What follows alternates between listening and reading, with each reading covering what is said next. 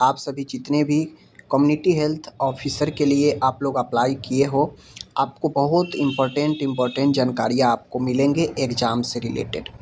कितने स्टूडेंट को qualified verification के लिए बुलाया जाएगा, चाहे आप कोई भी कैटेगरी से हैं, आपको मिनिमम सीबीटी में कितना मार्क्स रखा गया है लाने के लिए, कितना कट ऑफ इसका अभी जा सकता है, सारा कुछ हम लोग बात करेंगे। ठीक है, ये भी बात करेंगे कि इसमें किनको जॉब होने की संभावना अत्यधिक है। ठीक है, तो एक बहुत नॉलेजफुल है जितने भी सीएचओ के कैंडिडेट हैं उनके लिए। तो चलिए वीडियो को शुरू करते हैं। देखिए, सबसे पहले ये बातें समझिए, सिलेबस दिया गया है, आप लोगों को पता है। सिलेबस में आपको एक चीज़ें पता होगा माय डियर, 3 जो सेक्शन है जनरल नॉलेज का है, एक आपका रीजनिंग का सेक्शन है और एक मैथ का सेक्शन है। 3 सेक्शन है और तीनों सेक्शन में एक-एक क्वेश्चन, यानी 20 क्वेश्चन रहेंगे, 20-20 20-20 तो 60 हो गए। और मात्र 20 क्वेश्चन नर्सिंग से रहेंगे, जो 20 क्वेश्चन आपके एक क्वेश्चन 2 मार्क्स यानी 20 क्वेश्चन 40 मार्क्स के होंगे। 60 मार्क्स के इधर है, 40 मार्क्स के इधर है, टोटल 100 मार्क्स है। क्वेश्चन 80 रहेंगे आपके। अब सीधा 2 घंटा का समय आपको दिए गए हैं। टाइम तो बहुत है, समझ लीजिए, लेकिन एक महत्वपूर्ण चीज़ें आप लोग बातें यहाँ पे समझिए। अब पॉसिबिलिटी ज़्यादा संभावना क्वालिफ़िकेशन में किनका आगे बन रहा है, चूँकि पद 4500 है, समझ लीजिए, पोस्ट 4500 है। तो एक तो ये तय है कि कट ऑफ ज़्यादा नहीं जाने वाला है, समझ लीजिए। दूसरी चीज़ें, अब चूँकि बहुत सारे लोग बीएससी किए होंगे, पोस्ट बेसिक बीएससी किए होंगे, तो उन लोगों को जनरल नॉलेज, रीजनिंग, ये 2 तो बहुत गड़बड़ होगा। थोड़ा बहुत मैथ में वो बना लेंगे, लेकिन ये 2 पोर्शन बहुत गड़बड़ होगा।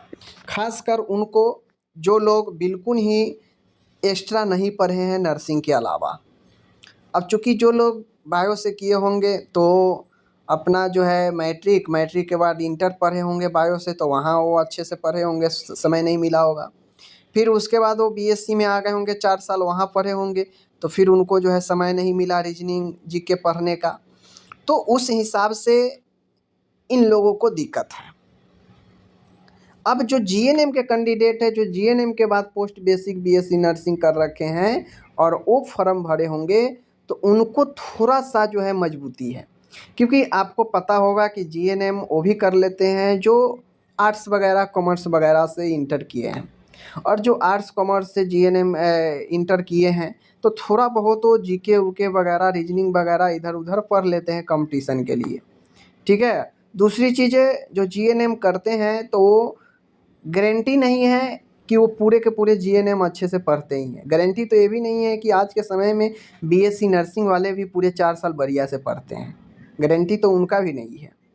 लेकिन जीएनएम वाले को थोड़ा सा यहाँ पे ज़्यादा है कि वो जनरल नॉलेज और रीजनिंग और थोड़ा बहुत मैथ को अच्छे से करते हैं, ये जो है मुझे पता है। ठीक है, बीएससी वाले के तुलना में, क्योंकि वो जीएनएम करके आए हैं तो थोड़ा बहुत उनको समय मिल गया पोस्ट बेसिक बीएससी नर्सिंग के बीच में, तो वो पढ़ते आ गए हैं। ठीक है, तो उन लोगों को थोड़ा बहुत बेनिफिट है क्योंकि वो पढ़े हैं कंपटीशन वाला, जो कि नॉन नर्सिंग वाला है। दूसरी चीज़ें, अब जो सीएचओ के प्रॉपर तैयारी भी करते होंगे तो वो लोग को भी जो है थोड़ा सा जो है बेनिफिट होगा, क्योंकि वो प्रॉपर अगर सीएचओ के तैयारी कर रहे हैं तो वो सारे चीज़ को झेलते हुए आ रहे हैं, तो उनको पता है कि हाँ नॉन नर्सिंग से क्वेश्चन रहेंगे। ठीक है, और यहाँ पे जो नॉन नर्सिंग का क्वेश्चन है 60 है, यहाँ पे मात्र 40 है नर्सिंग से और 60 है आपके नॉन नर्सिंग से, तो थोड़ा सा यहाँ जो है पलड़ा भारी है। अब देखिए आपके सामने में है, अब जो नॉन नर्सिंग से क्वेश्चन करेंट जनरल नॉलेज है, उसमें करेंट अफेयर्स तो आपके 5 को क्वेश्चन 5 नंबर के हर हाल में रहेंगे ही रहेंगे। इतना 5 से 6 क्वेश्चन करेंट्स का आपको मिलेगा ही मिलेगा। बाकी 14-15 क्वेश्चन आपको हर एक जो है भूगोल, नागरिक, इकोनॉमिक्स वगैरह सबसे रहेगा। ठीक है, तो ये चीज़ें है, साइंस वगैरह से भी रहेगा इसमें। अब है रीजनिंग। रीजनिंग में आपके 20 क्वेश्चन 20 नंबर के रहेंगे। इसमें कोडिंग डिकोडिंग ए से लेकर जेड तक आपको याद होना चाहिए, 1 से 26 तक। ऐसे वैसे problem solving, relation, blood relation, ये सब। तो ये हो गया। अब आता है मैथ है, 20 नंबर का मैथ है। तो आपको जो भी मैथ वगैरह है, आप जानते हैं कितना सारा मैथ है, तो 20 नंबर यहाँ भी रहेगा। और बाकी नर्सिंग है 40 नंबर, तो वो तो आपको करना ही चाहिए। अब इसमें जो लोग, मैं बता दूं यहाँ पे आप क्या किए हैं नहीं किए हैं, उससे जो एग्जामिनर है उसको कोई लेना देना नहीं है। ऑनलाइन एग्ज़ाम है। जो इस पोर्शन को बढ़िया से करेगा, देखिए ये जो मैंने यहाँ पे कलर कर दिया, जो इस पोर्शन को बढ़िया से 60 नंबर का कर लेगा उसको जॉब होना नहीं तय है। और दूसरी चीज़ें ये भी है, देख लीजिए, मैं बता ही देता हूँ। अभी स्टाफ नर्स का परमानेंट बहाली है, तो चूँकि इसका पहले एग्ज़ाम ले रहा है तो पहले रिजल्ट भी देगा, ज्वाइनिंग भी इसका पहले दे देगा। तो बहुत लोग असमंजस में भी पड़ जाएंगे कि मैं इसमें ज्वाइन करूँ नहीं करूँ, करूँ नहीं करूँ, रिस्क हो जाएगा।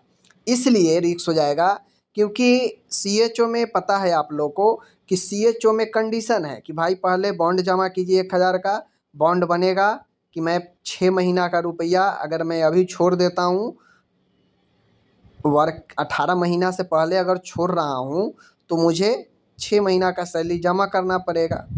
और सामने स्टाफ नर्स का भी रहेगा। तो एक असमंजस ये भी रहेगा कि मैं सीएचओ में जिनका हो जाएगा उनको ये भी मन में चलता रहेगा कि मैं सीएचओ ज्वाइन कर लूँ या स्टाफ नर्स में ज्वाइन करूँगा आगे, तो उनको असमंजस रहेगा। ये बातें हैं। लेकिन मैं उनसे यही कहूँगा, अगर आपको सीएचओ हो जाता है तो आप सीएचओ ज्वाइन कर लीजिए। क्या पता आपको स्टाफ नर्स में नहीं हो, आपका सीएचओ ही लिखा हो। तो ये चीज़ें हैं, ठीक है ना, ये बातें हैं। और जो एबल होंगे जिनको परमानेंट हो जाएगा 2,40,000 जमा करके परमानेंट में ज्वाइन कर लेंगे, ठीक है। चलिए, तो जो लोग इन सेक्शन को बढ़िया से कर लेंगे उनको जॉब होने का बहुत ही अच्छा संभावना है, ठीक है। कम से कम ये 60 क्वेश्चन, ये 60 नंबर का है। तो आप इसमें जो है मैं बता देता हूँ, आप इसमें 40 भी जो कर लेंगे जनरल वाले, और इधर 20 दूना 40 में से अगर 20 भी कर लेंगे, इसमें से मैं 30 बता देता हूँ और इसमें से मैं 25 कर देता हूँ, 55। जो 55 बना लेंगे उनको जॉब हो जाएगा, जो 55 कर लेंगे उनको जॉब हो जाएगा। इतना बात आप लोग ध्यान में रख लीजिए, ठीक है। एग्ज़ाम है, पढ़िए, आप लोग फोकस कीजिए इस वाले पर, बेहतर रहेगा। बाकी नर्सिंग तो आप लोग पढ़े ही हैं। और दूसरी चीज़ें, कितना कैंडिडेट को डॉक्यूमेंट वेरिफिकेशन में बुलाया जाएगा, तो लिखा गया है नोटिफिकेशन, आप लोग देखेंगे तो वहाँ पे 1:2.5 2.5 स्टूडेंट को बुलाया जाना है, समझ लीजिए। यानी एक सीट पर अढ़ाई कैंडिडेट। जैसे मैं यहाँ पे बता दूँ, मैं यहाँ पे आपको क्लियर कर देता हूँ, दिखा ही देता हूँ, ठीक है ना।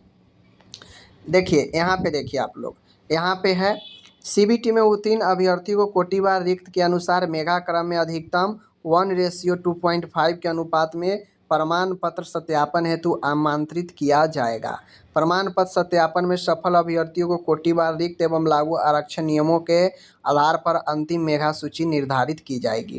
कहने का मतलब है, अगर 2 बच्चा है, दो सीट पर 5 स्टूडेंट को बुलाया जाएगा, समझ गए। एक सीट पर अढ़ाई स्टूडेंट, 2 सीट पर 5 स्टूडेंट, ठीक है। सॉरी, 2 सीट पर 5 स्टूडेंट, ऐसे ही बुलाया जाएगा। कटअप देख लीजिए, न्यूनतम कटअप सबको 30% लाना है। जैसे स्टाफ नर्स में ज़्यादा है, सारे कैटेगरी में फीमेल को 32% लाना है, और जो अलग अलग कैटेगरीज है वहाँ पे अलग अलग है, 40 है, 36 है, 34.5, इस प्रकार से है। तो उस अकॉर्डिंग यहाँ पे सभी उम्मीदवार को 30% रखा गया है, न्यूनतम अहर्ता 30% ये रखा गया है पास करने के लिए। बाकी जो मेरिट बनेगा वो तो 50-60 के आसपास बनेगा, ठीक है ना। तो इस प्रकार से ये आप लोग यहाँ पे देख लीजिए, ठीक है। दूसरी चीज़ें, स्टाफ नर्स के तुलना में सीएचओ का फॉर्म भी कम भराया है, ठीक है ना। ध्यान दीजिएगा, क्योंकि स्टाफ नर्स में जीएनएम वाले भी हैं, तो आधा से ज़्यादा तो जीएनएम वाले ही भरे हैं। लेकिन यहाँ पे तो भाई जीएनएम है नहीं, तो सिर्फ पोस्ट बेसिक बीएससी और बीएससी वाले ही भरे हैं। तो उस अकॉर्डिंग यहाँ पे कंपटीशन भी कम है, और यहाँ पे जो बंदा समझ लीजिए 50 बना देगा, उसको जॉब होने का संभावना अधिक है। ठीक है, बाकी चलिए हम लोग मिलते हैं। तो इस प्रकार से आप लोग यहाँ पे देख लिए, जो ज़रूरी था मैंने बता दिया, और सीबीटी के बारे में सब लोग जान गए। हिंदी इंग्लिश दोनों भाषा में आपके क्वेश्चन होंगे, तो सब यहाँ पे सारा कुछ मैंने बता दिया। तो मिलते हैं अगले वीडियो में, ठीक है ना। धन्यवाद।